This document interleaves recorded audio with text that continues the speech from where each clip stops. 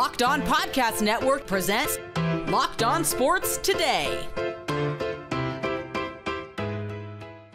The Lions looked hopeless, but staged the shocking comeback in Houston. Also, the Bears aren't turning that corner, and Russell Wilson makes the Steelers offense dangerous. Today's episode brought to you by FanDuel. Place your first $5 bet, and you'll get started with $150 in bonus bets guaranteed. Visit FanDuel.com to get started. I'm Peter Bukowski, starting your day with the can't-miss stories and biggest debates in sports. You're Locked On Sports Today. Searching all major sports. Found. Let's start with the biggest story. Down 2 scores, Jared Goff can't stop throwing to the wrong color jersey, and the Detroit Lions, it's a football cliche that Dan Campbell would probably be proud of. They just found a way. And on Sunday night, they just found a way, a 26-23 win. Some conservative play calling at the end and game calling from the Houston Texans also helped in there a bit. Matt Derry from Locked On Lions joins me now. And Matt, we have seen Jared Goff set records for completion percentage to open games the last couple of weeks. And this time he's thrown it all over the yard. What happened in the first half? Let's start there. Yeah, I mean, it was a rough start for sure. I thought the offensive line was just outclassed by the Texans D line. I think Jared got happy feet. I don't think they were very well prepared going into this game. You got a stretch of 4-5 on the road, including last week winning at Lambeau. So I think they kind of came in cruising a little. Yeah, came in cruising a little bit, and then all of a sudden, maybe at halftime, figured out, all right, let's start playing Lions football. And they shut out the Texans in the second half. The defense made every tackle and every play. Got a little bit of help at the end on a no call and a pass interference, but sometimes that happens in a game. And then, like you said, Jared Goff, I think, just settled down a little bit. And Ben Johnson made some adjustments in the second half. He rolled him out a little bit more, gave him some time. The blocking schemes are a little bit different. They found St. Brown and went back to what they do best, which is a short passing game. And give Houston credit. They came out with a great game plan. But in the end, Lions, like you said, found a way to win. Yeah, and it does seem like they've been experimenting. Ben Johnson has, trying to incorporate Jameson Williams, taking more of these deep shots. And then when they absolutely had to have it at the end of the game, it's Amon-Ra St. Brown on a little whip route. He is still the engine for this offense. What do you think is stopping this team from using him more, the same way we saw last year, where he really was like the focal point of the offense? Well, there's nothing really stopping them from using him more. The bottom line is there's a lot of weapons on this team. If a Houston defense like they did tonight takes him away, you can go to Sam Laporta, the tight end. You can go to Jahmyr Gibbs and David Montgomery and Jameson Williams. There's guys there that can ball out. And it was just wild hearing Chris Collinsworth all night on the broadcast. So, let me tell you, he was just going into the whole spiel about St. Brown, but it was true on that third down when you had to have it. A little route right there in the open field, in the middle of the field, and he was there. And he and Jared Goff have good chemistry. Goff had more time in the second half to throw as well, which was important. You can't underestimate the fact that Will Anderson didn't play in this game. That immensely helped the Lions, and they came back and won. We also can't forget Zadarius Smith did not participate in this one. How does he change this defense? Last time we talked, we were talking about the reports that he was going to be on the team. You said they got to get this done. They got it done. Could he have been kind of the key difference maker in a game like this? Yeah, I mean, I think they need him. Tonight was a breakout game for James Houston, number 41. If you saw him, he was tremendous coming off the edge. It's the best he's played in 3 years. So if that's a good sign, then you have another guy with Josh Paschal, James Houston, and Zadarius Smith. I was a little bit surprised Z. Smith did not play. Maybe the agent lobbed a phone call and said, oh, we're signed up for 17 games, not 18, because he would have had a bye this week with the Browns. Who knows what happened? But bottom line is he's excited to be here. A lot of energy on that sideline. He's going to be a key cog. It's a nice pickup for Detroit. We joked right before we jumped on that this team has a little bit of team of destiny feel, even with the Aiden Hutchinson injury, that sometimes you need these charmed late quarter, mid-season kind of games where you're just trying to get to the playoffs. Does it feel that way to you? Does it feel like there's a special vibe around this team? Pete, their quarterback threw 5 interceptions and they won. It's crazy. The last time that happened, Matt Ryan did it for the Falcons in 2012. Yep. I mean, so we're going a long way back. The last time a Lions quarterback did it was 1944. So it's a little crazy. Yes, it does have a team of destiny feel to it, just the way they had no business winning this game. If they would have taken an L here and dropped to 7-2, I don't think anybody would have batted an eye, but this team does not quit. They are gritty. They came out in the second half, were more physical, and you give that defense credit. That's a good Texans offense that they held scoreless in the second half. Yeah, the drive chart for the Texans in the second half is brutal. It does seem fitting that the two teams that clearly seem like the best teams in the NFL right now, the best teams in their conference, the Chiefs and the Lions, win 2 games. Neither team had any business winning. Could be a harbinger of things to come here at the end of the season. Thanks, Matt. You can stay up to date all year on the Detroit Lions by subscribing to Locked On Sports Today and Locked On Lions on your favorite podcast app and on YouTube. Thanks for making Locked On Sports Today your first listen. Coming up, the Bears aren't turning the corner. A lot of people thought they would. Not me, but a lot of people. Before we get to why Utah doesn't not regret joining the Big 12. We'll explain. Get ready to tackle the NFL action with FanDuel, America's #1 sports book, because right now new customers can bet $5 and get $150 in bonus bets if they win. FanDuel Sportsbook app gives you everything you need to live bet on the NFL all in one place. So when you get a hunch in the middle of the game, you can check out the latest stats, view live play-by-play, and so much more on the same page where you place your bets. Just visit FanDuel.com to join today. You'll get started with $150 in bonus bets if you win your first $5 bet. And that winning $5 bet could be on Monday Night Football. The Rams are getting healthy, and the Dolphins may be without Tyreek Hill. With that, FanDuel likes the Rams at home and has them favored by 2.5. That's FanDuel.com. Never waste a hunch and make every moment more with FanDuel, an official sportsbook partner of the NFL. In the NFL, the Eagles crushed the Cowboys in Dallas, and it was an absolute banner day for Jaylen Herz. Philadelphia Eagles are now in first place in the NFC East at 7-2 with a blowout win against the Dallas Cowboys. Might not seem like an overly impressive win against a bad team with a backup quarterback, but it's a big win for Jaylen Herz as he overcame pressure. That's something that's been his Achilles heel, I think, over the last 3 years, is playing against loaded boxes, simulated pressures. And that was a problem again in the first half. 2 turnovers against pressure where he wasn't seeing the field well. He was dropping his eyes, holding the football too long, not throwing with anticipation. And it was hurting this football team, but he overcame the disrespect. The Cowboys tried to force him to beat them throwing the ball. He did just that in the second quarter and the rest of the second half before he was benched because they were doing so well. Those 2 touchdowns to Johnny Wilson and Dallas Goedert, that showed the growth where he evades pressure inside the pocket, keeps his eyes up, downfield, finds the targets, throwing on the run. That's his biggest problem, and today was a big step in fixing that. The AFC wildcard picture continues to be hilarious for that 7 seed. The Broncos currently hold a 1-game lead for it at 5-5, despite one of the most heartbreaking losses of the weekend.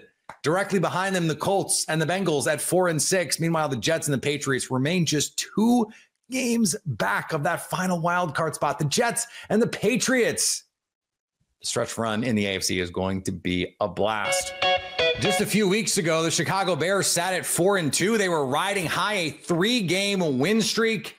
After Sunday, it is now a 3-game losing streak, a 19-3 loss to the New England Patriots. And in 2 of the last 3 games, the Chicago Bears have lost to the quarterbacks taken right after Caleb Williams went #1 overall. Lauren Cox from Locked On Bears joins me now. And Lauren, we're not going to bury Caleb Williams after 10 games. That would obviously be just bonkers. Although, let's be honest, someone's going to do it on the Talking Head shows. That being said, at what point do you start to go, this is not great. It's not feeling good.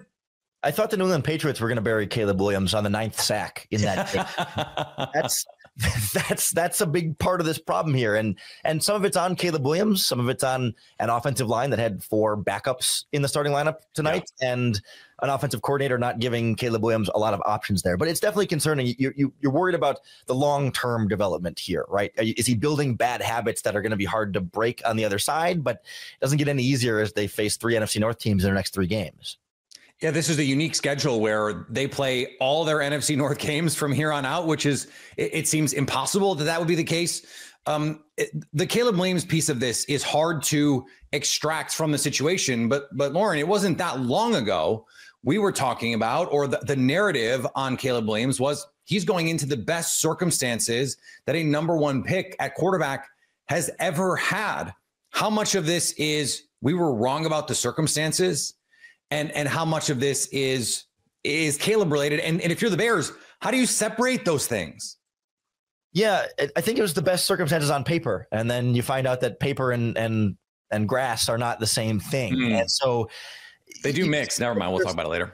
You can still look at the Bears roster and say, well, you look at the talent, they got 3 great wide receivers there. They got a tight end, they got a running back, they've got talent there. Why is this not working? Then you point to the coaching staff and start there. But some of it's on Caleb too. Like a couple of those 9 sacks were him holding on to the ball too long. And there are plays when he doesn't pull the trigger on the quick out route or the hot route underneath. Like some of it is him for sure, but you kind of thought that the supporting cast with decent coaching would be enough to overcome when he makes the normal rookie mistakes. Okay. And I think if you're a cynical Bears fan, and I know that you're not prone to that level of cynicism, though my Twitter mentions would say that those guys are out there. You look at the Drake May 6-week run, or the Jaden Daniels to this point where he's like a borderline MVP candidate, and you go, hey, that was the thing we were expecting to happen, and hasn't quite happened. I mean, Caleb Williams the last 3 weeks hasn't even hit 54% on completion percentage. That seems bad, and they have what we thought were worse situations. Yeah, it shouldn't be this difficult for Caleb. And I think you start to build up this idea of him trying to do too much. And I think Washington and New England have done a really good job of saying, like, hey, Drake May, like, take your time, man. Like, check it down, take the easy stuff. You don't need to score 40 points a game. And certainly in Washington, Cliff Kingsbury has made an offense for Jaden Daniels that's just like puts it on a silver platter for him and gives him great opportunities that he does a good job of taking advantage of. Whereas from the get-go, the Bears said, all right, Caleb, you have the full control of the offense. You're making checks at the line of scrimmage. Here's everything. You're a veteran quarterback in week 1. And maybe that was too much for him from the start. Whereas the other guys have been able to kind of be more slowly introduced for it. And maybe they need to scale it back a little bit for Caleb. It seems like, based on and I probably, for a non-Bears media member, follow and see a lot of Bears tweets. It seems like on social media, this fan base is ready with Matt Eberflus to see something else. How close do you think the Bears organization is to wanting to see something else here? Well, the Chicago Bears have never fired a head coach in season, and I'm certainly not expecting them to do that this year. They've been through some bad moments in a season with previous head coaches. Matt Nagy, Mark Trestman, like there've been some real bad rock bottoms, and I think Eberflus isn't even necessarily quite there yet. So I'm not expecting a head coaching change right now, but I think there's a growing murmur of, like, do you change an assistant coach, a coordinator, something to show some kind of accountability here? They're very loyal to their coaching staff, sometimes to a fault here. And so Bears fans are hoping for a change, something to be different in some way, shape, or form. And I don't know that they're going to give it to us. For you, quickly here, what is progress toward the end of the season? What will make you say, okay, this was a successful season for the future of the Chicago Bears? Yeah, I think it's a more decisive, dialed in Caleb Williams, right? It's all about his development. And if you can get through the season without him developing too many bad habits, if he can hold on to the ball a little bit less, if he can get rid of the ball a little bit quickly, even if it's not the full Caleb Williams experience that you want, but kind of hone him in and pull him back just a little bit, that can be enough to say, all right, he's on the right track, even if the coaching staff isn't. Lauren, you understand this whole conversation, we could just transpose Justin Fields and Caleb Williams in these names and have all these same conversations, right? It just transpose Matt Nagy, Matt Eberflus, and Luke Getsy and Shane Waldron. And yeah, it's a cycle. Stay up to date on the Chicago Bears all year long by subscribing to Locked On Sports Today and Locked On Bears on your favorite podcast app and on YouTube. Coming up, the Steelers offense is dangerous. Game Time has a new feature called Game Time Picks that makes getting tickets for your favorite live events even easier. Game Time Picks filters out the fluff to show you only incredible deals on great seats, so you don't have to waste time searching through thousands of tickets. Curation makes it easier to save more on sports, concerts, comedy, theater, and more near you. You can take the guesswork out of buying tickets with Game Time. Download the Game Time app, create an account, and use code LOCKEDON for $20 off your first purchase. Terms apply. Again, create an account and redeem code LOCKEDON for $20 off. Download Game Time today. What time is it? Game Time. Why is Russell Wilson starting over Justin Fields in Pittsburgh? Look no further than their win over the Washington Commanders. That's according to Chris Carter, our Locked On Steelers host. When you look at what Russell Wilson's done, the other receivers have talked about they work so much with him to get things done. And Mike Tomlin minimizes that, everyone works a little bit extra. But Calvin Austin, George Pickens have talked about like, oh, no, it's a little bit different with Russ. He's expecting us to know what shoulder to look over here, what shoulder to look over there, and where to expect the ball. And he puts it there. And there were just some great throws from Russell Wilson in this game. There was one sideline pass he had over a cornerback into the breadbasket of George Pickens perfectly, and then George Pickens gets an insane toe tap. George Pickens continues to push himself into the conversation as one of the best receivers in football. If you don't think he's that already, I think you're out of your mind. But I think what's really good about this offense is that you're seeing them come together. You're seeing them find identity. You're seeing them find success and believe in each other. And that's part of what Russell Wilson being in the middle of it is helping everyone do. When in the run game, when it's not working, they can find other ways to hurt you. They can get involved Pat Fryman. They can get involved Calvin Austin. They can get involved Jaylen Warren still on a check down. And when they're taking away the check down, because if you go back and you look at that Mike Williams play, Jaylen Warren helped play a part in that. Now, earlier in the game, there was a really good play where I think it was like 3rd and long, and Russell Wilson was in the pocket. Washington sent a blitz at him. He recognized it, checked it down to Jaylen Warren. He was left with a lot of space between him and the closest defender. He turned it into a 26-yard gain, moved the Steelers' chains, and I believe that led to their first touchdown. I think that was happening on the George Pickens touchdown drive when they went up 7-0 early in the game. Then, if you go back and you look at that Mike Williams touchdown, similar play, Commander sent an all-out blitz. This time, the safety makes sure to run up on Jaylen Warren to go stop him from being the guy. And this time, when he does it, that leaves open Mike Williams deep, and it's just him against the corner. Mike Williams beats his man, and that's just a ball that Russell Wilson puts on the money there. That is what can make this team dangerous, is that they hit you in so many different ways throughout the game that you have to honor one or the other, and it gives you Russell Wilson a chance to catch you in your guessing game as far as where you're going to go. That's what this offense always needs. And finally, Jaylen Brown wasn't happy with Giannis Antetokounmpo after the Celtics beat the Bucks on Sunday. After Giannis went to give him the handshake and pulled the old, oh, psych, Brown called Giannis a child. When asked about it, Giannis seemed pretty incredulous. 30 in the second half. He took offense to it. Why do you say that?